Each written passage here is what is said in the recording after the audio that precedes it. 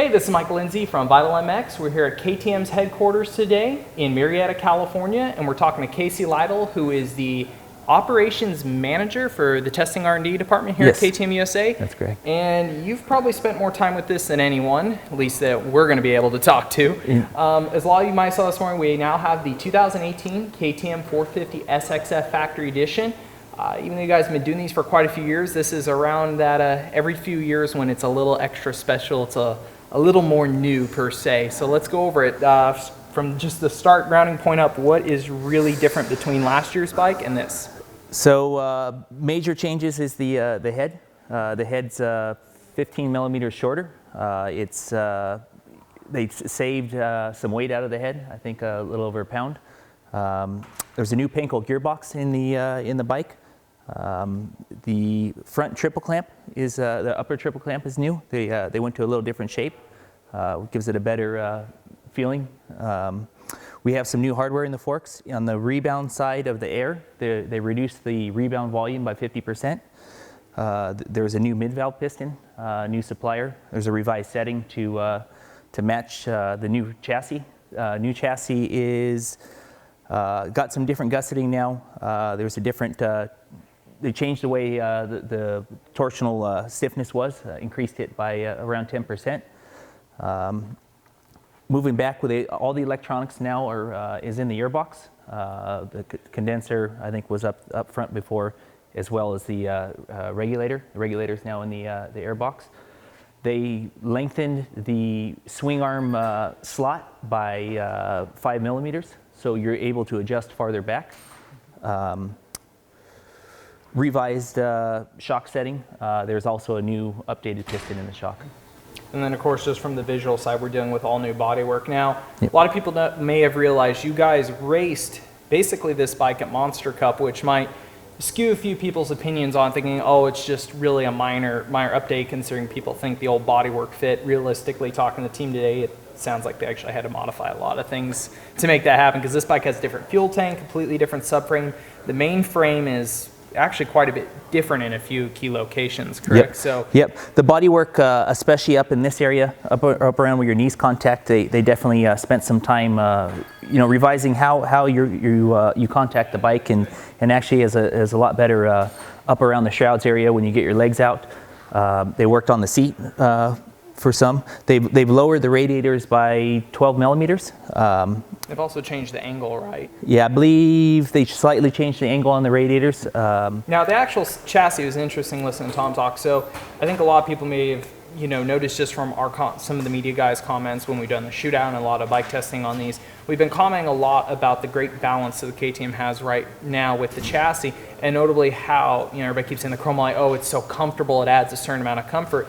You guys did a lot of work on that with the last generation frame, but it seems like with this one, you guys are, without giving up that comfort, you guys are trying to get a certain amount of stiffness back to give the bike some quicker reaction, make it a little bit more stable, a little bit stiffer for the guys who want to push it real hard. Yeah, definitely want to not take the comfort out of the bike, but make it more precise as far as I think better cornering bike and stuff. There's also a new head pipe. The muffler now is the pipe and muffler is now two-piece, so you are able to take the muffler off without taking the shock off. It's only been a little while on that one, but no. So, and then that's the other thing. Just looking at how you guys have shrunk down your package, like you said, your engine is now a pound lighter, 15 millimeters lower on the cylinder head. The pipe's a lot shorter. Everything's a little more compact, different battery. I think this bike, even with the skid plate, a little bit of extra hardware, it's like 2.5, 3 pounds lighter than your outgoing bike, which was already notably the lightest bike in the class. Yeah, definitely. And then now this year we're coming with a composite skid plate on it. Yeah. Now, actually speaking of the cylinder head, so you guys have broadened the cylinder head down. You've been able to basically compact the design to lose some more weight. What does that do with the actual ports? Because the port heights are still the same. Does that change any of the intake, the actual flow in and out of the engine? Any gains there? I think the flow or the intake side, I don't think anything changed on the port side. On the exhaust port, I think it's flatter. There's a flatter port design now. Moving back to the actual chassis, so when people talk about comfort, stiffness, like basically what direction or what areas of the chassis is it that you guys are trying to make stiffer, and what do those key changes affect on the track? I think torsionally stiffer means it doesn't want to wind up as much. And I think the stiffness front to back is a little bit increased. I think it gives it a better feel on the front end. Cornering is improved.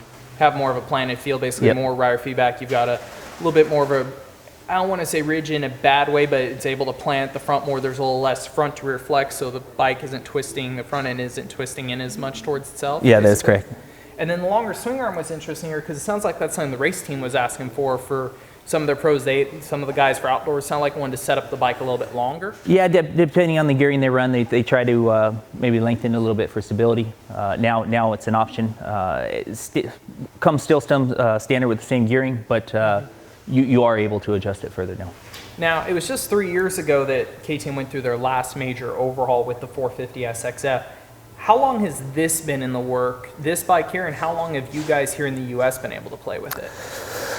It starts, we've been working on it a couple years. It starts as small pieces. It never comes as one. We work on certain sections. There was something, beginning of 16, we were working on ergonomics in Spain.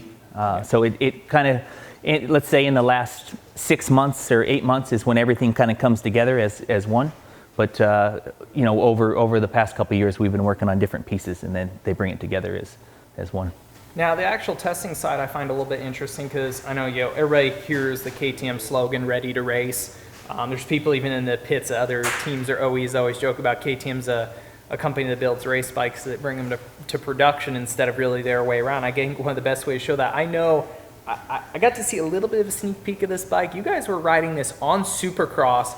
Like right when Supercross season was basically ending, you Mo guys were already out testing this on those style of conditions, and pretty much the development isn't just some guys over in Austria giving you guys a bike later. You guys have a lot of input from a racing standpoint even, or just getting everybody's pretty much 2 cents in on it. Yeah, throughout the year we had a bike that looked like the current model, and we would go through and they give us projects to work on and confirm that we agree or give them our feedback, and then it kind of comes together at the end.